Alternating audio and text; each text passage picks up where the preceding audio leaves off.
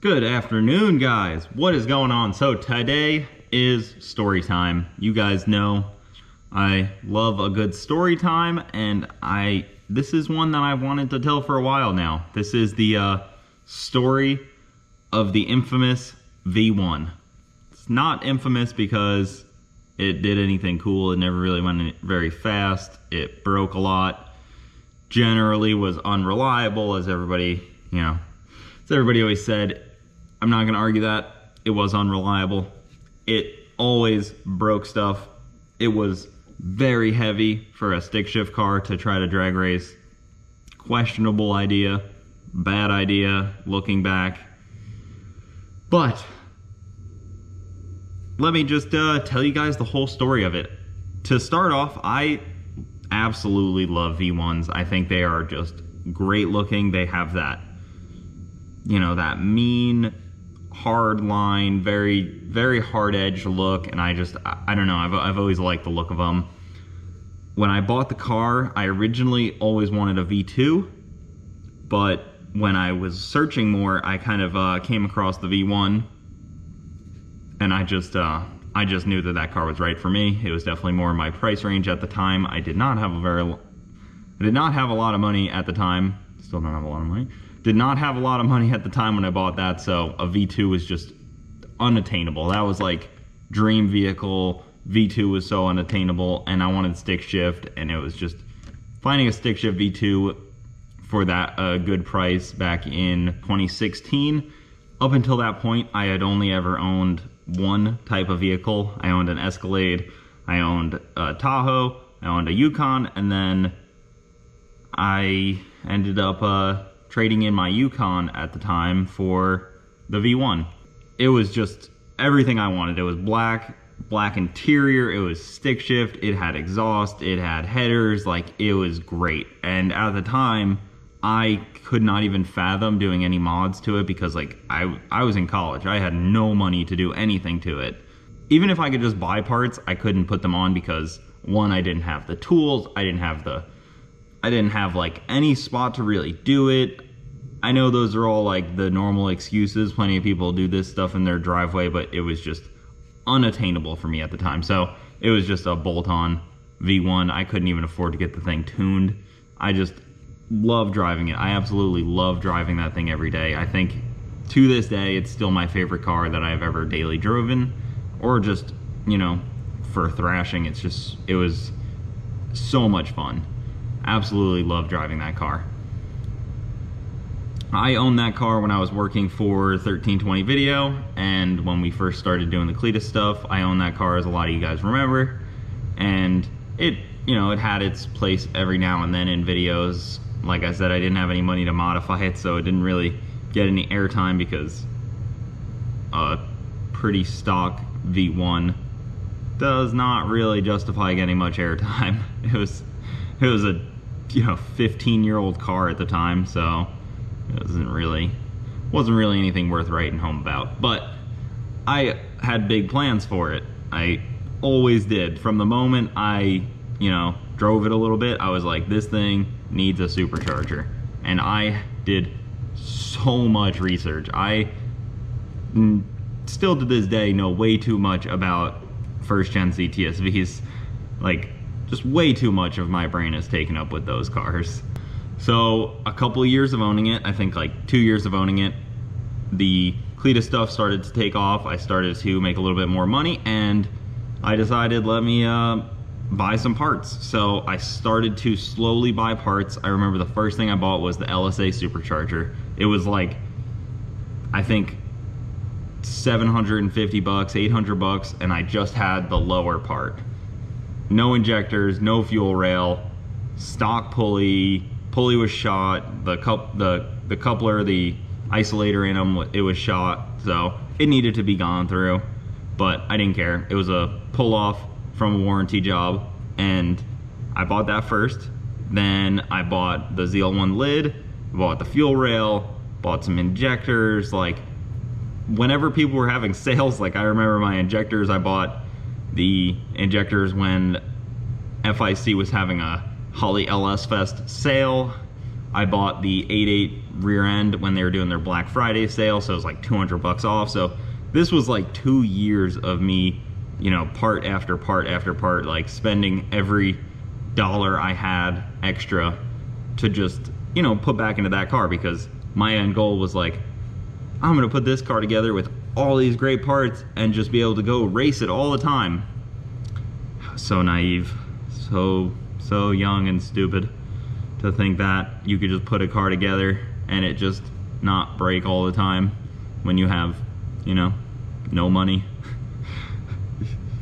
Be prepared for your cars to break all the time, especially when they're making 700 horsepower, 650 horsepower and weigh, you know, 4,500 pounds. You're gonna break stuff.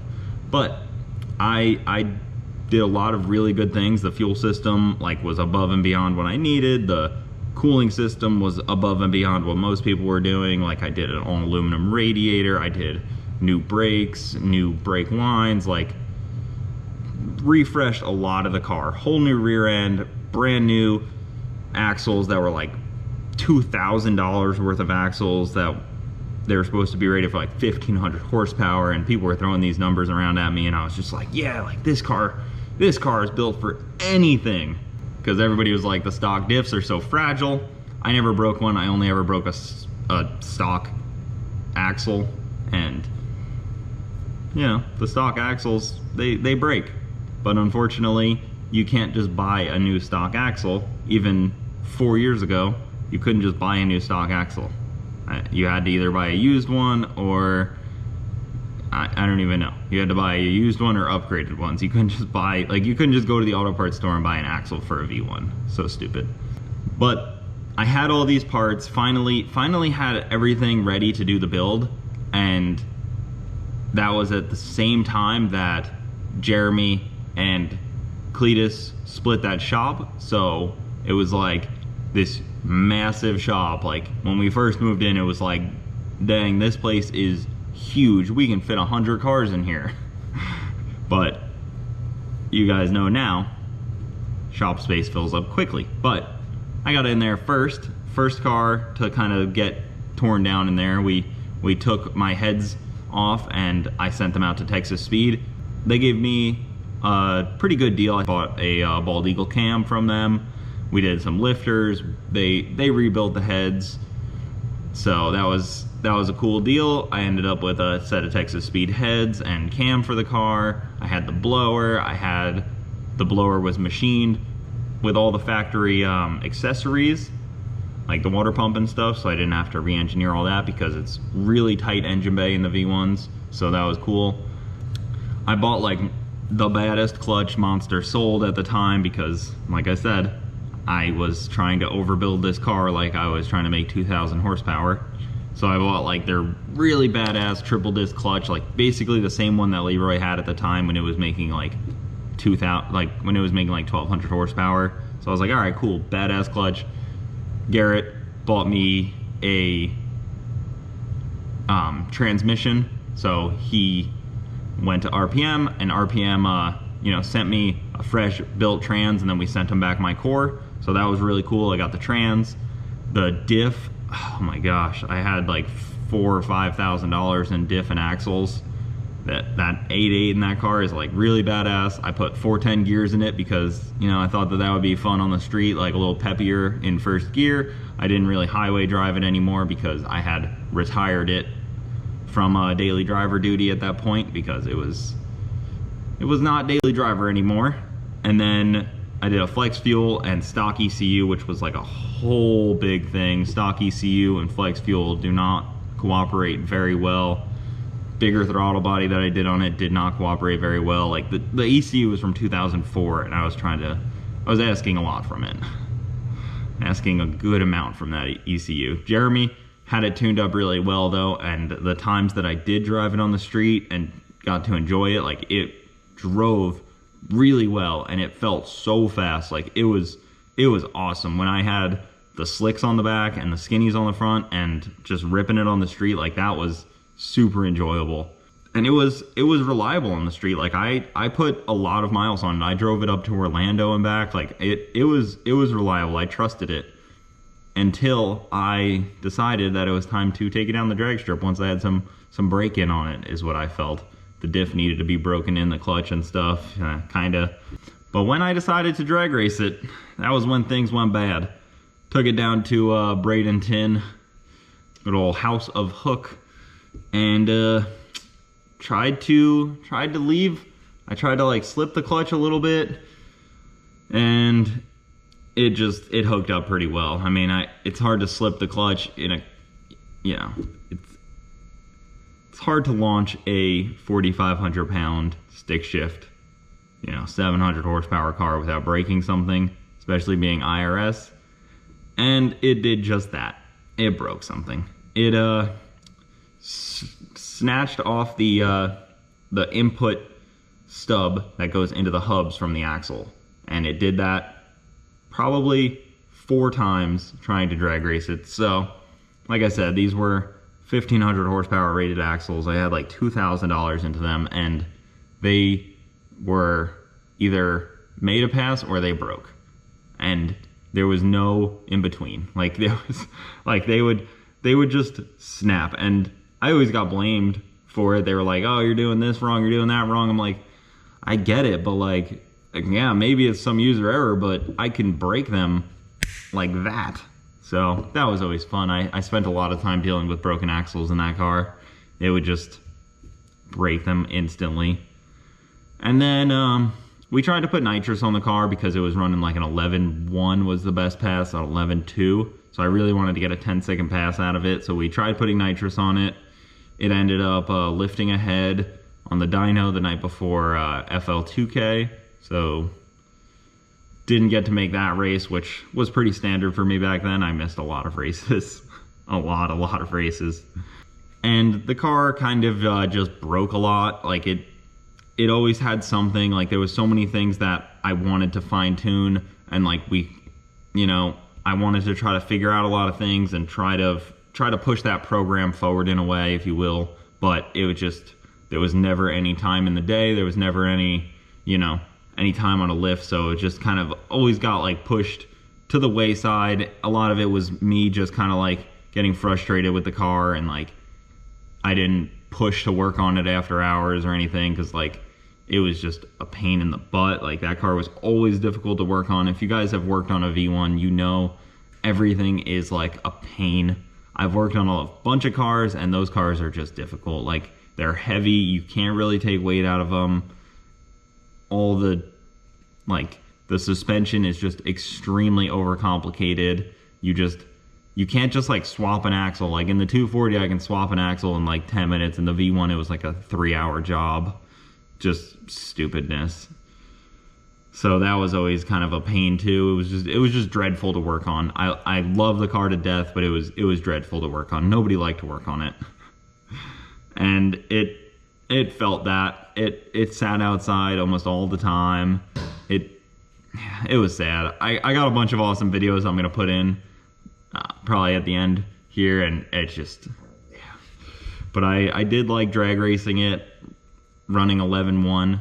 Looking back, it doesn't seem that fun, but it was a blast. I loved that car. Loved drag racing it, and I really want to get it back going, but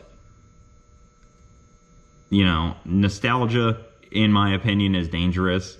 Sometimes you can spend a lot of money trying to get back something that realistically I outgrew. Like I would not enjoy taking that car to the track right now, running a 11.1 or breaking an axle. Like I was okay with it at the time, but now in my current level, I wouldn't enjoy that as much. So that leads us to future plans. I don't want to just put the car back together the way it was. It's gutted now, like engine bay wise, and harness and all that stock stuff in the engine bay is taken out, because I do have plans to make it more streamlined race car, more purpose built, instead of how it was with like IRS and all this stuff. I don't want to go too far into my plans because they're so far out, but I do have a lot of plans that I would like to see happen to it in the next few years. It's not going to be a quick project. It's not costing me any money. It's not taking up a huge amount of space, so it just sits in the other bay right now, under a cover, kept clean. You know, all the parts are with it, so I don't really worry about it too much. It will get there eventually. I would love to say I'm gonna tear into that right now, but there's really no reason to until I am at the point where I want to, you know, go to the next level. I want to even go farther with that car than the Camaro, more race car, if you will. I ended up pulling the motor out of it, putting it into the Camaro. The Camaro went like a 960 with that motor and a Power Glide. Now I pulled it out of the Camaro and it is in the 240, so we'll see what the 240 can do with it. It won't be any crazy drag passes or anything. It'd be kind of funny to see a 10 out of it. I may shoot for a 10-second pass with the 240. I think that would be kind of cool, just because the V1 could never do it. The Camaro jumped right to a 960 pretty easily, so it kind of blew past that goal. But I want to see it do it in the I want to see it do that in the 240, that old LS6 with the same Texas Speed heads and cam that were on it originally.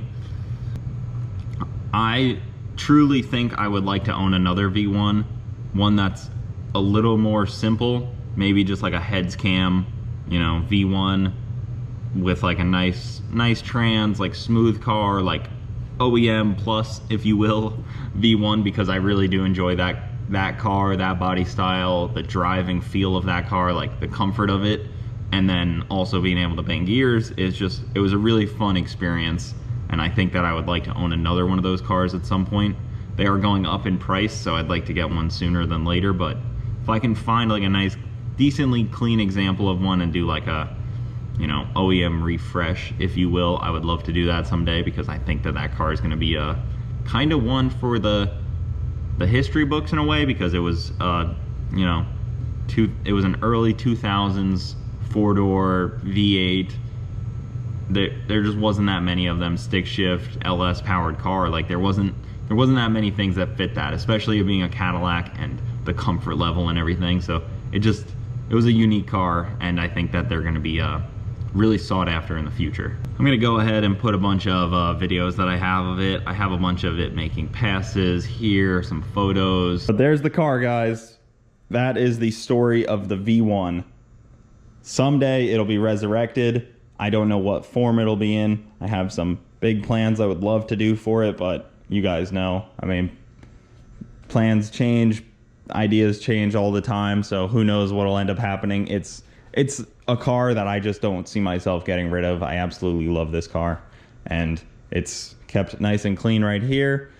It's got some flat tires in the back, but by the time I do anything with it, those Hoosiers are gonna be trash anyways. They're 17-inch Hoosiers, they're not really that great, but it is still on the slicks and skinnies. I got another set of wheels up there for it.